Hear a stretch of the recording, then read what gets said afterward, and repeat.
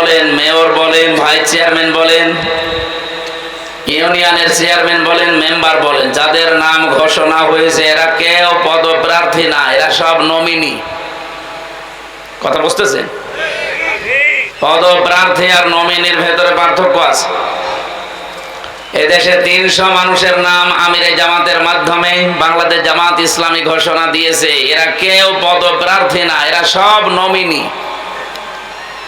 আপনি খোঁজ নিয়ে দেখেন, এরা কেউ জানেই না যে আমি নমিনেশন পেয়েছি, তাকে জানানো হয়েছে। বাংলাদেশ জামাত ইসলামী এই দৃষ্টান্ত সৃষ্টি করতে পেরেছে বাংলাদেশে। এই দলে যদি কেউ পদ চেয়ে নিতে চায়, ও কিয়ামতের আগেও পাবে না। অথচ অন্য দলে আমরা দেখি এই পদ পাওয়ার জন্য মানুষ মারামারি করে মরে যায়। ঝিনাইদহ নেই, এখনো তো শুরু হয়নি, হোক, দেখেন কি হয়। অথচ 300 মানুষের নাম সারা দেশে ঘোষণা হয়েছে, কেউ তো মারা যায়নি। আর আমি দেখলাম যাদের নাম ঘোষণা হয়েছে প্রত্যেকে ওই দিন কন্দন করেছে। এটা একটা বিশাল বোঝা। সংগঠন বাদ দিয়ে অন্য কেউ যদি আমাদের ওপর এটা চাপিয়ে দিত, সত্য কথা বলছি, আমরা সত্যি এটা নিতাম না। কিন্তু সামি'না ওয়া আতা'না এই কথা বলে যেদিন এসেছি, যে শুনলাম এবং আল্লাহ রাসূলের বাইরে যদি কিছু না হয় মেনে নিলাম, এই জন্য আমরা কিছু বলতে পারি না। এই দৃষ্টান্ত যেহেতু বাংলাদেশ জামাত ইসলামী সৃষ্টি অলরেডি করে ফেলেছে, তাদের কাছ থেকে আপনারাও শিক্ষা নিন। এখনো 73টা দল আছে এই দেশে। কত? 73টা। আশা করছি সবাই বাংলাদেশ জামাত ইসলামীকে মডেল মনে করবে, কারণ এই দেশে যা কিছু করতে চান ভালো, জামাত ছাড়া আপনি অন্য কারো কাছে পাবেন না। যা আছে, আমি বাংলায় কথা বলছি, সবগুলো ধোঁকাবাজি, প্রতারণা, এই 2 নাম্বারই, এই মুখ জোর করা ছাড়া, এই চাপাবাজি ছাড়া কিচ্ছু নেই। আপনি রিমান্ডে নিয়ে পিটাবেন, দেখবেন সব বলে দেবে। আজকের মাহফিলের প্রধান অতিথি, আপনারা যার নাম এতক্ষণ শুনলেন, দেখলেন, তার কথা শুনলেন, অধ্যাপক আলী আজম মোহাম্মদ আবু বকর। অনেক বড় নাম, আল্লাহ যেন বড় করেন, বলেন আমিন। উনি আমির বাংলাদেশ জামাত ইসলামী ঝিনাইদহ জেলা শাখা। জামাত শুধু এখন জেলায়, থানায়, উপজেলায় নেই, ইউনিয়নে নেই, এখন ওয়ার্ড পর্যন্ত চলে গেছে। অথচ এই দেশে যাদের ওয়ার্ড না, ইউনিয়ন না, থানা না, উপজেলা না, জেলা না, বিভাগ না, শুধু কেন্দ্রে সভাপতি আর সেক্রেটারি, তাছাড়া আর কেউ নেই। তাদের গলাবাজি দেখেছেন? তাদের ফাপড় দেখলে মনে হয় সারা দেশই তাদের, অথচ সে নিজে সভাপতি আর ছেলে সেক্রেটারি। আমি জেলখানায় পেয়েছিলাম, আমি যে ভবনে থাকতাম ওই ভবনের পাশে একজন ছিল, তার নাম আব্দুল মতিন। উনি আল্লাহর দলের সভাপতি। আমি বলছি, ভাই আপনি আল্লাহর দলের সভাপতি, সেক্রেটারি কে? বলছে আমার ছেলে। এরকম দল দেশে নেই। এই রাম আর বামদের যে গলা ফাটানো চিৎকার, ওদের শুধু ওই, তাছাড়া আর কেউ নেই। সুতরাং আজকের প্রধান অতিথি উনি একজন কলেজের অধ্যাপক। কোরআনের আয়াত যেভাবে পড়ছিলেন, বোঝাচ্ছিলেন, একজন মাওলানার মতো না? বলেন তো, অনেক মাওলানা মনে হয় এভাবে ডিপলি কোরআন বোঝে না। ওয়ানজালনাল হাদিদা ফিহি বাসুন শাদীদ, উনি যেটা মেন করতে চাচ্ছিলেন, আল্লাহ রাব্বুল আলামিন এই শক্তি, এই ক্ষমতা, এই রাজত্ব যেন এবার এদেশের মুসলমানদের হাতে এনে দেন। আরো জোরে বলেন আমিন। এখানে আলোচনা রেখেছেন বাংলাদেশ জামাত ইসলামী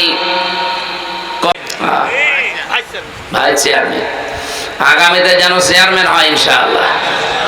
এই সমস্ত মানুষগুলো চেয়ারম্যান, মেয়র, এমপি যদি হয়, এদের এই টাকা এদিক থেকে এদিকে যাবে না। তো বাকি যাদেরকে তো দেখলাম, যারা এখন এই যে গলা ফাটাচ্ছে, ওরা বারবার 5 বার চ্যাম্পিয়ন হয়েছে। মানুষ তো খেলাধুলা করে চ্যাম্পিয়ন হয়, আর তারা দুর্নীতিতে। তারা যদি এখন আবার গলা উঁচু করে কথা বলে, গলা কেটে ফেলা দরকার না? আমার আজকের আলোচনার বিষয়টা আমি আগে বলে দিচ্ছি। আমি এভাবে সাজিয়েছি কোরআনের এই আয়াত দিয়ে, আমি তাফসীর থেকে এগুলো বানিয়েছি। সাবধান, কার আদর্শ অনুসরণ করছেন, যেহেতু সিরাত মাহফিল। আলোচনার বিষয় কি বললাম? সাবধান। এরপর একটা আশ্চর্যবোধক চিহ্ন আছে। এরপরের শব্দটা হচ্ছে কার আদর্শ অনুসরণ করছেন, প্রশ্নবোধক চিহ্ন। আশা করছি এই বিষয়টা সামনে নিয়ে ঘন্টাখানিক কথা বলতে চাই। শুধু প্রসাব পায়খানা আর বিড়ি খাওয়া ছাড়া কেউ যাবেন না। না, অনেকের আবার নেশা আছে, তো খেয়ে আবার চলে আসবেন। ঠিক আছে, অবশ্য ঠিক। হ্যাঁ, আজিজ বিড়ি তো পাশের জেলায় তৈরি হয়। এখানে বিশেষ অতিথি অনেক মানুষের নাম দিয়েছেন আপনারা। জেলা নায়েবে আমির এসেছেন জনাব আব্দুল আলিম, জেলা সেক্রেটারি এসেছেন অধ্যাপক আব্দুল আওয়াল, মাওলানা ওলিউর রহমান, কাজী সগির আহমেদ, মাওলানা রেজাউল করিম, আলমগীর হোসেন, 17 নম্বর নলডাঙ্গা ইউনিয়ন এটা জামাতের চেয়ারম্যান নমিনি উনি আলমগীর হোসেন ভাই। আর আপনাদের মহারাজপুর ইউনিয়নে বাংলাদেশ জামাত থেকে নমিনি হয়েছেন আমার আলম হোসেন ভাই। এসেছে উনি আলী আহমেদ, আহমদ আলী, আহমদ আলী, দামাত বারকাতুহুমুল আলিয়া। এই ঝিনাইদহ, বিশেষ করে এই জেলাতে পুরাটায় আমরা কোরআনের দাওয়াত নিয়ে আসি। আপনারা অন্য যাই মনে করেন, আমি রাজনৈতিক একটা পরিচয় বহন করি, কিন্তু কোরআন সামনে নিয়ে যখন কথা বলি, এখন আমার সামনে সবাই আমার শ্রোতা। সেই হিসাবে যাদের মাধ্যমে আসি, হাজী আরজান আলী ওনার মাধ্যমে আসা হয় বেশি। আল্লাহ তাআলা হাজী বান্দাকেও কবুল করেন। মঞ্চে বসা ওলামা ইকরাম, সামনে বসা মুসলমান ভাইরা, পর্দার আড়ালের সম্মানিতা মা এবং বোনেরা, প্রাণ প্রিয় ঝিনাইদহবাসী, দরবারে ইলাহিতে এই গুরুত্বপূর্ণ সময়ে, রাতের বেলা, রবিউল আউয়াল মাসে শুকরিয়া দান, সকলে বলেন আলহামদুলিল্লাহ। পৃথিবীর মানুষকে আল্লাহ 4টা জিনিস দিতে পারলে খুশি। এদিকে তাকা। পৃথিবীর মানুষকে আল্লাহ 4টা জিনিস দিতে পারলে উনি খুশি, কিন্তু মানুষ এই 4টা পেলে নারাজ হয়ে যায়। আল্লাহ খুশি দিতে পেরে, মানুষ নিতে পেরে খুশি না বেজা? বেজা। এটা মুসলিম শরীফের হাদিস। নবীজি বলেন, 1 নম্বরে আল্লাহ যদি কারো ঘরে কন্যা সন্তান দিতে পারে আল্লাহ খুশি হয়। কিন্তু আমরা যারা দুনিয়াতে আছি, সে যেই হোক, প্রাথমিকভাবে কন্যা পেলেই মানুষ নারাজ। এই যে মেয়ে হলে মানুষ নারাজ হয়ে যায়, এই স্বভাব কোনো মুসলমানের না, কোনো ইমানদারের না। ওয়া ইযা বুশিরা আহাদুহুম বিল উনসা যাল্লা ওয়াজহুহু মুসাওয়াদ্দাও ওয়া হুয়া কাযীম। সূরা নাহলের ভেতরে এসেছে, আল্লাহ বলেন, যখন আপনি কন্যা হয়েছে এই সংবাদ দেবেন, কাফের যারা, তাদের মুখ কালো হয়ে যাবে। কন্যা হয়েছে কথা বললে মুখ কালো হয় কাদের? আর বাংলাদেশে কালো হয় কাদের?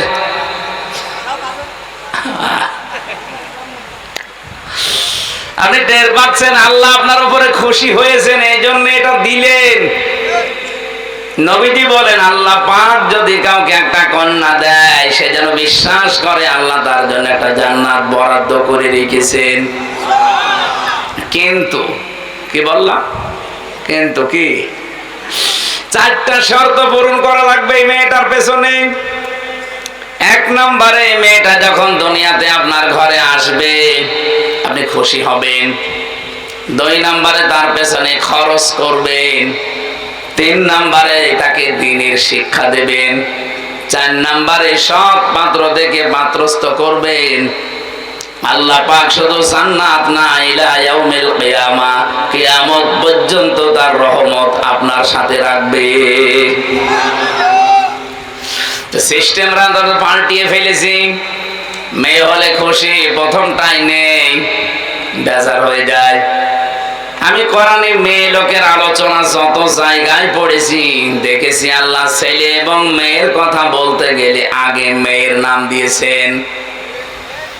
ইয়াখলুকু মা ইয়াশাউ ইয়াহাবু লিমান ইয়াশাউ ইনাসা ওয়া ইয়াহাবু লিমান ইয়াশাউ যুকুর ইলা আখিরি আয়াত।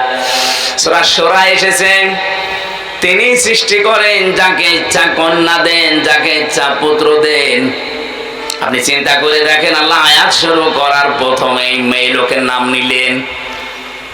আল্লাহ যাকে ইচ্ছা মেয়ে দেন, যাকে ইচ্ছা ছেলে দেন। কেন আল্লাহ আগে যাকে ইচ্ছা ছেলে দেন মেয়ে দেন বলতে পারতেন না? মুফাসসির বলেন আল্লাহ মেয়ের নাম আগে নিয়েছে এই জন্যে আল্লাহ পাক নিজেই মেয়েদের পক্ষে। বলেন সুবহানাল্লাহ। বিশ্বনবী জানিয়েছেন, এই পৃথিবী আমার কাছে কিছুই ভালো লাগে না, তিনটা জিনিস আমার কাছে প্রিয়, ভালো লাগে, পছন্দ হয়। 1 নম্বরে নামাজ, 2 নম্বরে সুগন্ধি, 3 নম্বরে মেয়ে মানুষ। এখানে মেয়ে লোক বলতে গিয়ে নবী ইমরাতি একালিফ টান দিয়েছেন। মেয়েদের ভেতরে আমার কাছে ভালো লাগে, পছন্দ হয়, মায়া লাগে আমার নিজের স্ত্রী। আমাদের কাছে অনেকের নামাজ ভালো লাগে, অনেকের কাছে সুগন্ধি ভালো লাগে, অনেকের কাছে স্ত্রীও ভালো লাগে, নিজেরটা ছাড়া অন্যেরটা। নাউজুবিল্লাহ মানে যে পরকীয়া প্রেম হচ্ছে কি এমনি হয়? নিজেরটা ছাড়া অন্যেরটা যখন বেশি ভালো লাগে তখনই তো মানুষ লাইন করে। কথা বলে না কেন? এলাকায় আছে কিনা জানি না, যদি থাকে এই মুহূর্তে আপনি তওবা করা লাগবে। যারা এরকম লাইনে আছেন এই মুহূর্তে এটা বাদ দেওয়া লাগবে,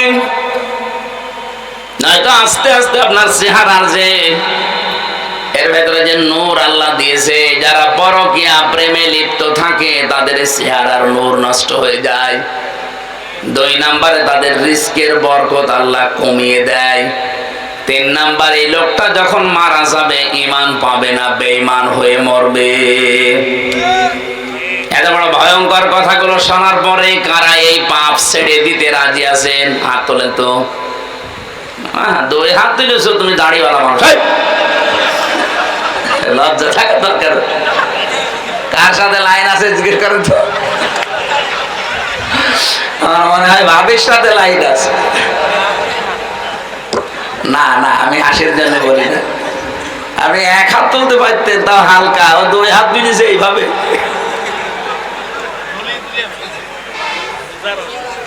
যদি কেউ থেকে থাকেন আশা করছি ওনার মতো ছেড়ে দেবেন।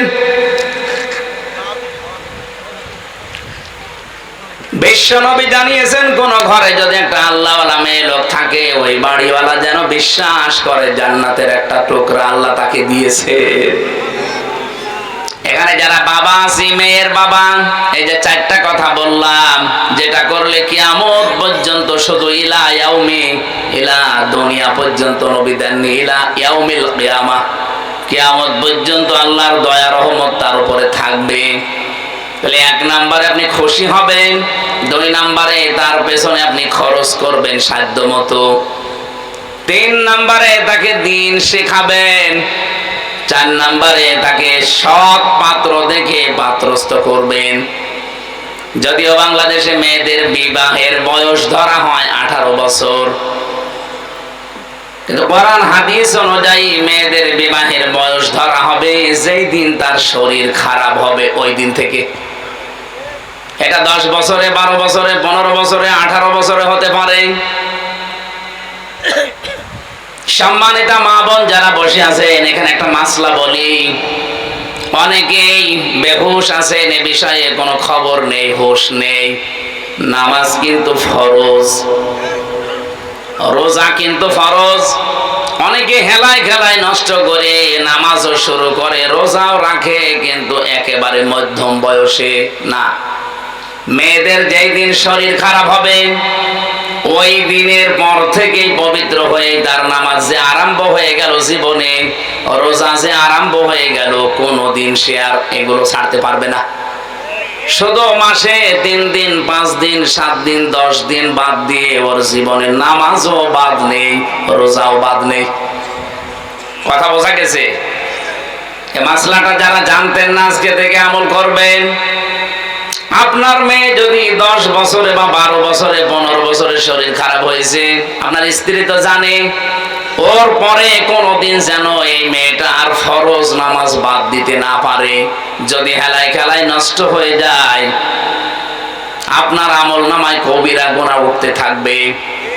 এই যে নামাজ পড়লো না আপনার এই মেয়েটা, বালেগা হওয়ার পরেও কিয়ামতের দিন এই মেয়েটাকে যখন সর্বপ্রথম আল্লাহ তুলবে, আপনারা জানেন সবাই, আউয়ালু মা ইউহাসাবু বিহিল আবদু ইয়াউমাল কিয়ামাতিস সালাহ। কিয়ামতের দিন আল্লাহ তার সামনে দাঁড় করিয়ে সর্বপ্রথম নামাজের হিসাব নেবেন। এই মেয়েটাকে যখন জিজ্ঞাসা করবে, তোমার শরীর খারাপ হয়েছিল 13 বছর বয়সে, আর নামাজ আরম্ভ করেছো 20 বছর বয়সে, এই 7টা বছর যে নামাজ পড়ো নাই, কার আন্ডারে ছিলে? এই মেয়েটা নির্দ্বিধায় ওই দিন কিন্তু আপনার দোষ দেবে। কথা বলেন না কেন? নির্দ্বিধায় বলবে, ওয়াকালাল্লাযীনা কাফারু রাব্বানা আরিনাল্লাযাইনি আযাল্লানা মিনাল জিন্নি ওয়াল ইনস নাজআলুহুমা তাহতা আকদামিনা লিয়াকুনা মিনাল আসফালিন।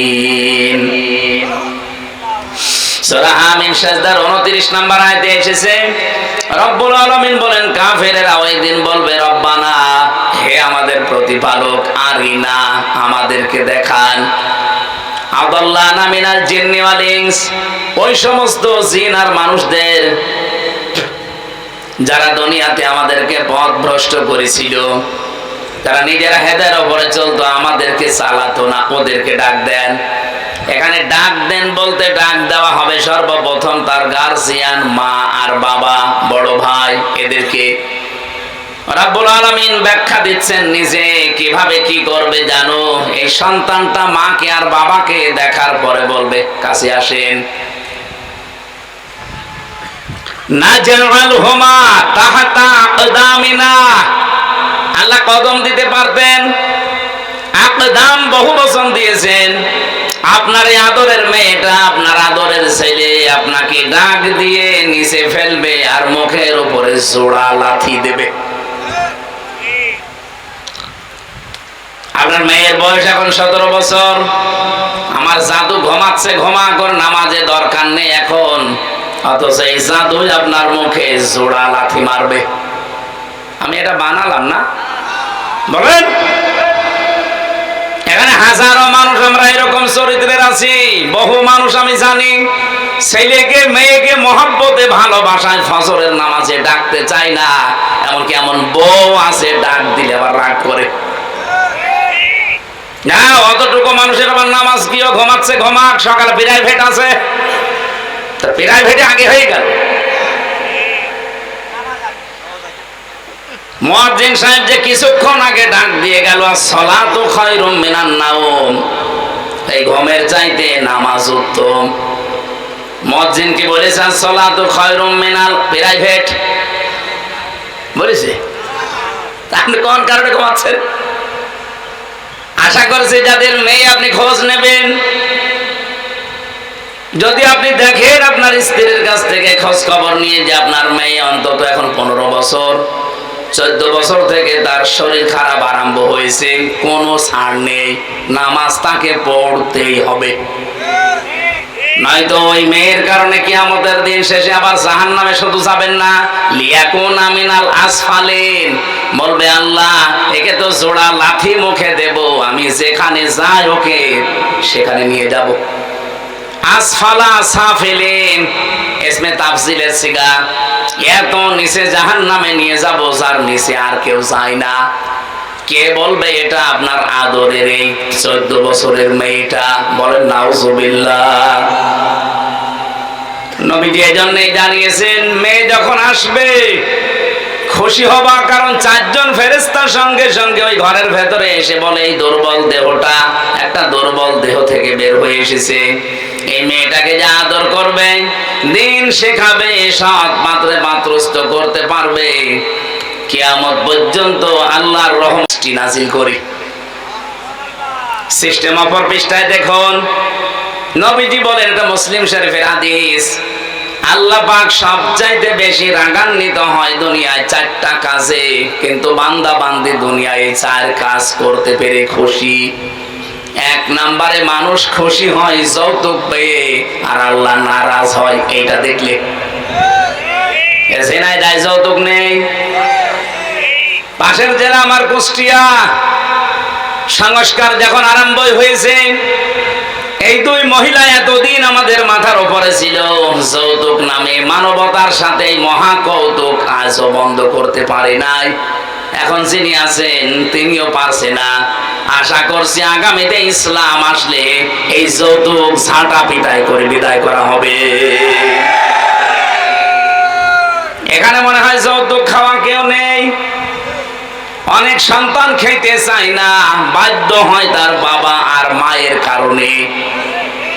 এ মা বাবা না, এটা ডাইনি। আমার তো যতটুকু কোরআন হাদিস পড়ে আমি পেয়েছি, কেউ যদি যৌতুকের টাকা খাওয়ার ইচ্ছা করেন, এই ইচ্ছাকে দাবিয়ে রাখার জন্য আপনি নিজের পায়খানা নিজে খেয়ে ফেলবেন। কি নাউজুবিল্লাহ বলেন? আপনি যদি এইটা শুনে নাউজুবিল্লাহ বলেন, পায়খানা খেলে একটা গুনাহ হয় মাত্র, আর যৌতুকের টাকা নিলে ডবল গুনাহ হয়। 1 নম্বরে কবিরা গুনাহ, 2 নম্বরে জুলুমের গুনাহ। যারা এই কাজ করছেন আপনারা বন্ধ করেন। বিশেষ করে এই যে বরযাত্রী যাওয়া মেয়ের বাড়িতে, এর মতো ছোট লোকই কাজ কারবার দুনিয়ায় আর হয় না। কোন কারণে বরযাত্রী যান? এটা এসেছে হিন্দুদের সংস্কৃতি থেকে, অথচ ইসলাম থেকে যেটা এসেছে, এখানে অধিকাংশ মুসলমান এই কাজ করে না। সেটার নাম অলিমা। কি মুসলমানেরা বিয়ে করবে কি বরযাত্রী না অলিমা? এখানে কারা অলিমা করেছেন হাত তোলেন তো। আন্দাজে হাত তোল, অলিমা বসো।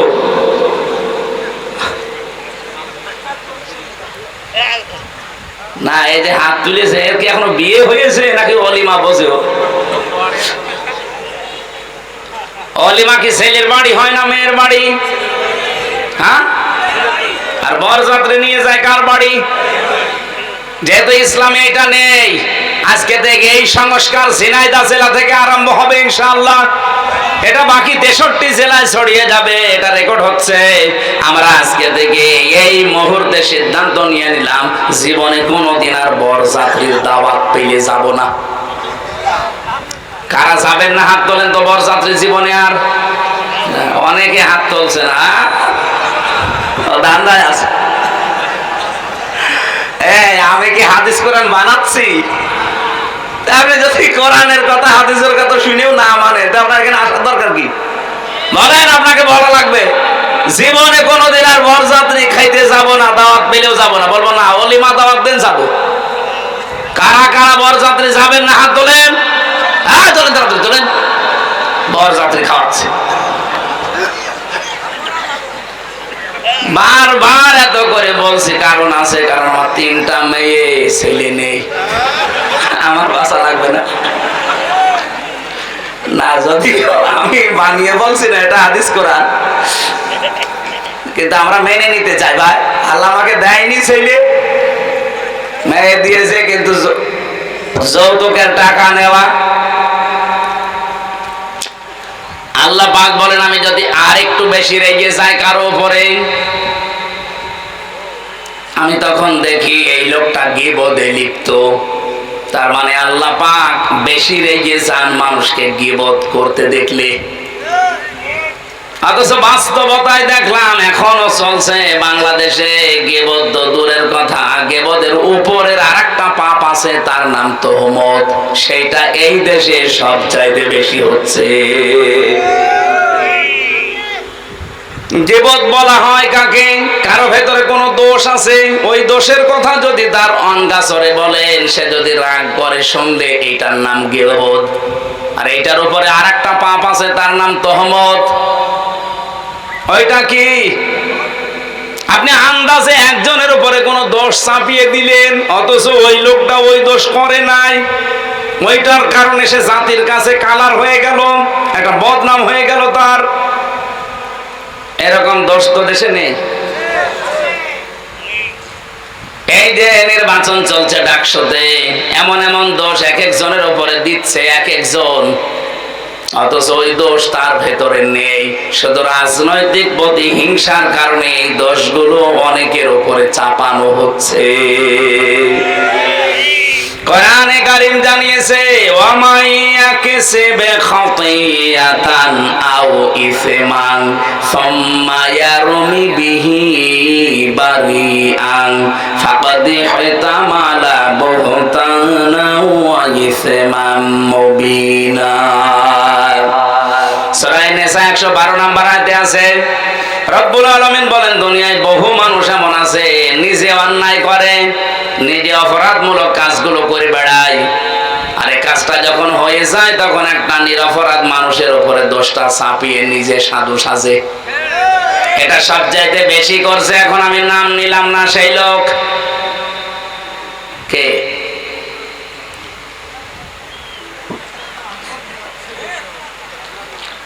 সবচাইতে বেশি করছে এখন এই লোক, নাম নিলাম না, কোন লোক? সেই লোক। আশা করছি সে বুঝবে, সে যেন থামে। আপনি সাদিক কায়েমের উপরে, ফরহাদের উপরে এমন এমন দোষ চাপিয়ে দিচ্ছেন, ওই বিষয়ে কি তারা কিছু জানেই না? বিশ্বাস করেন আল্লাহর কসম, যে দোষ তাদের উপরে চাপিয়ে জাতির সামনে তাদেরকে কালার করতে চাচ্ছেন, বদনাম করতে চাচ্ছেন, ওই দোষ তো তারা করে নাই। ওই দোষ আপনাকে দিয়ে আল্লাহ দুনিয়ায় করাবে, এরপরে আপনার মরণ হবে। আপনি লাঞ্ছনা গঞ্জনা অপমানের শিকার হবেন দুনিয়ায়, আপনি দেখবেন কি হয় আপনার। পৃথিবীতে এটা চির সত্য, ধ্রুব সত্য কথা, দুনিয়ায় যে ধরনের অপরাধ করে না তার উপরে যদি ওই অপরাধ কেউ চাপিয়ে দেয়, মহান আল্লাহ তাকে দিয়ে ওই অপরাধ আগে করায়। হাসিনা এই দেশে 15.5 বছরে বহু আলেমের উপরে এমন মিথ্যা তহমত চাপিয়ে দিয়েছিল যে বিষয়ে আলেমরা জানতোই না। কথা বলে না কেন? আরে ভাই, আমি নিজে তো ভিকটিম, আমার উপরে দেশ চাপিয়ে দিয়েছিল যেটা, ও বিষয়ে আমি জানতামই না। আমার জঙ্গি মামলা দিয়েছিল, আমি নাকি আনসারুল্লাহ বাংলা টিমের সারা বাংলাদেশের প্রধান, অথচ সাতাশে কি আমি আজ পর্যন্ত জানি না। অথচ আল্লাহ এমন একটা বাতাস ঘুরিয়ে দিয়েছে, সারা পৃথিবীতে এখন সবচাইতে বড় জঙ্গিদের তালিকায় হাসিনা। ওর মতো ফ্যাসিস্ট যারা, তাদেরকে আল্লাহ দুনিয়া থেকে ওইভাবে বিদায় দিচ্ছে। বাশার আল আসাদকে দিয়েছে, এই যে আজকেও দিয়েছে একজনকে, নেপালে না, বিক্ষোভ করতে গিয়ে ছেলে মেয়েরা জনতারা আগুন লাগিয়ে দিয়েছে, শেষ পর্যন্ত প্রধানমন্ত্রীর বউ পুড়িয়ে মরে গেছে। এটা তো আল্লাহ সিম্পল দেখাচ্ছেন,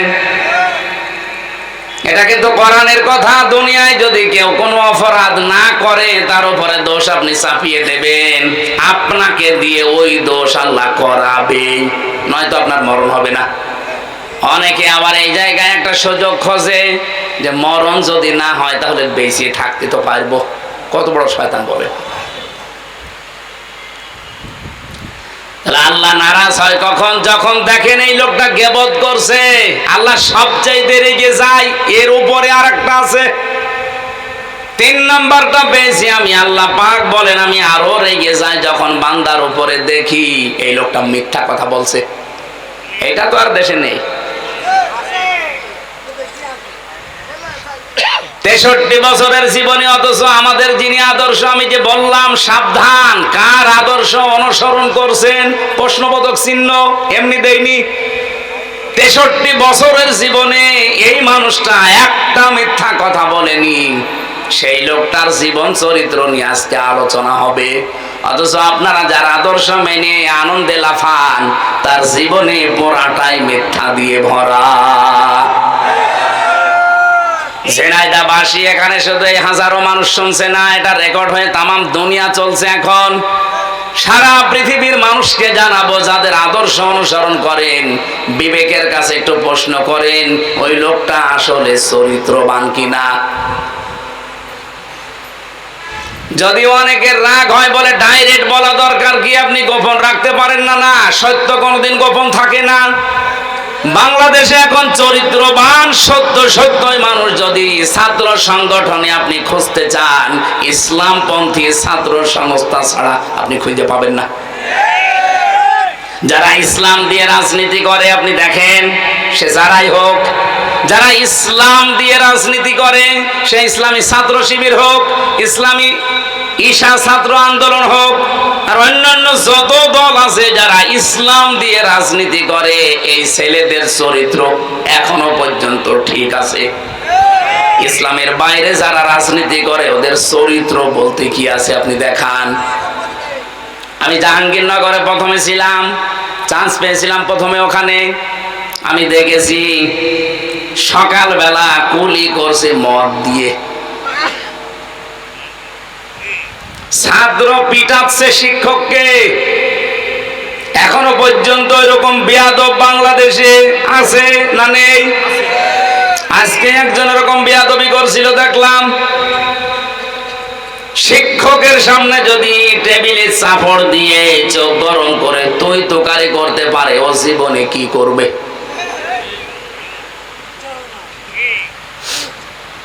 আমাদের ইমাম, যিনি ইমাম আবু হানিফা রহমতুল্লাহ আলাইহি, এমনিতে এত বড় হননি। তার জীবনী পড়তে গিয়ে দেখলাম তিনি প্রথম জীবনে গরিবের সন্তান ছিলেন। ছোট বয়সে তার মা দিয়েছে তাকে মাদ্রাসায় মক্তবের শিক্ষক তাকে পড়াচ্ছে আলিফ বা তা সা।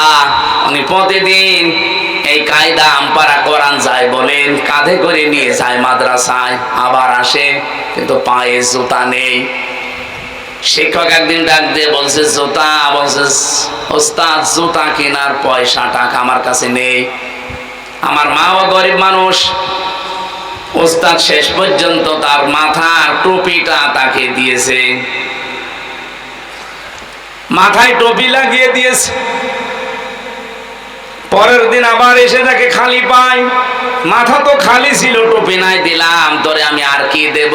শেষে উস্তাদ একটা ছিঁড়া স্যান্ডেল ছিল, জুতা চামড়ার, বলছে এটা নিয়ে যা, তোর যখন কিছু নেই এইটা পাই দিয়ে অন্তত আসবি।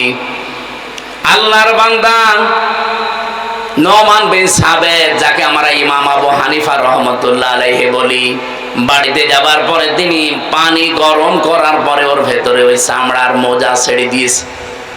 জুতাটা ছেড়ে দেওয়ার পরে গরম পানিতে ওই যে মাঝখান থেকে যে চামড়াটা বের হয়, সতীর মতো দেখতে, চামড়ার মতো, ওইটা দিয়ে উনি সেলাই করেছে, মাকে দিয়ে উনি টুপি বানিয়েছে। পরের দিন যখন আসে তাকে খালি পায়। ওস্তাদ রেগে গেছে, তোরে দিলাম আমি স্যান্ডেল বা জুতা, পায়ে না দিয়ে খালি পায় কেন? ইমাম আবু হানিফা কেঁদে ফেলেছে, ডাক দিয়ে বলে ওস্তাদ আপনার পায়ে দেওয়া জিনিস আমি পায়ে দেব কি করে? আমি নিজে আমার মাকে দিয়ে পানি গরম করি, ওইটা এই যে কাপড়টা মাঝখানে ছিল ওইটা আমি এখন এই যে সেলাই করে টুপি বানিয়ে ফেলেছি। এলেম এমনি আসে আপনার কাছে?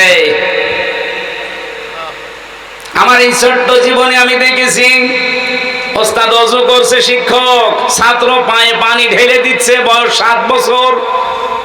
আমি এইটাও দেখেছি বিশ্ববিদ্যালয়ে শিক্ষক ক্লাস নিচ্ছে, ছাত্র জুতা দিয়ে পিটাচ্ছে, বলছে শালা করে মেরেই ফেলবো। বাকিটা আর বললাম না। ছাত্র তো এইটাও ওইটাও, একটা মানুষ হচ্ছে আর একটা জানোয়ার হয়ে গেছে। জানোয়ার যেন আরো তৈরি হয়, সেজন্য গোপন ষড়যন্ত্রের ফাঁদ অনেকে বিছিয়েছে।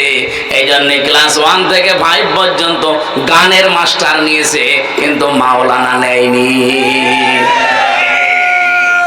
আমরা চাই আগামী থেকে ডক্টর মোহাম্মদ ইউনূস আপনি যে কয়দিনই আছেন একটা কিছু করে যান, যেন আপনি অমর হয়ে থাকতে পারেন। ফেব্রুয়ারির 12 তারিখে বলেছেন যে নির্বাচন দিয়ে আপনি বিদায় নেন, কিন্তু এমন একটা কাজ আপনি 92% মুসলমানের দেশে করে যান, এই দেশে আগামীতে কিয়ামত পর্যন্ত যত সন্তান আসবে তারা 5 পর্যন্ত পড়লেই যেন আলেম হয়ে যায়। একজন করে আলেম শিক্ষক নেওয়ার দেওয়ার পক্ষে আপনারা নেই? বলেন বলেন। দাবি আছে কার কার? এই দাবিটা আমার সাথে হাত তোলেন তো, লিল্লাহে তাকবীর। এটা শুধু ঝিনাইদহবাসীর দাবি না, সারা বাংলাদেশের 18 কোটি মানুষ, দল মত জাতি বর্ণ ধর্ম নির্বিশেষে সবার আহ্বান এটা। আশা করছে ডক্টর ইউনূস তাদের দায়িত্ব নিয়েছে, তারা যেন এই পালস বুঝতে পারে। এটা একটা গভীর ষড়যন্ত্র। গানের মাস্টার নিয়োগ দিলেন, সেখানে টাকা লাগবে না। শরীর চর্চার মাস্টার নিয়োগ দিয়েছেন, টাকা লাগবে না। মুসলমানদের টাকা দিয়ে আপনি বেতন দেবেন গান শেখাতে, নাচ শেখাতে, শরীর চর্চা করতে। এই মুসলমানদের টাকা দিয়ে একজন আলেমকে রাখার ক্ষমতা আপনার হয় না। এমনিতেও মাস্টার্সে পড়ে শিক্ষক পিটাবে।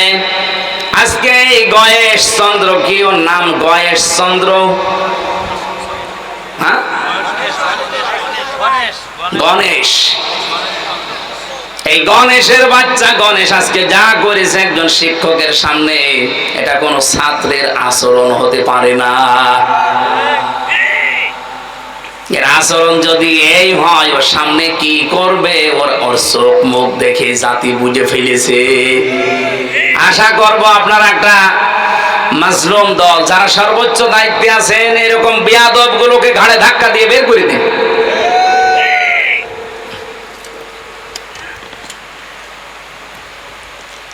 আমার ভাইরা, মিথ্যা কথা বলা বন্ধ করা দরকার। মিথ্যা সকল পাপের মা বা মূল। নবীজি বলেন, আল্লাহ যদি একেবারে সর্বশেষ ফাইনাল রেগে যায় কারো উপরে, যেই লোকটা সুদ খায়। জেনায় সুদ নেই, আর ব্যাংকের মাধ্যমে ওগুলো তো আছে। এমনকি এই গ্রাম এলাকায় দেখি টাকা ছেড়ে রাখে, টাকা আসে 1000 টাকা দিয়ে রাখে, 100 টাকা করে বেশি দেয়। ওকে তো জানে এটা সুদ, ও জানে এটা মায়ের সাথে জেনা করার শামিল, তারপরও খায়। আল্লাহ সবচাইতে বেশি রেগে যায় এই জায়গায়।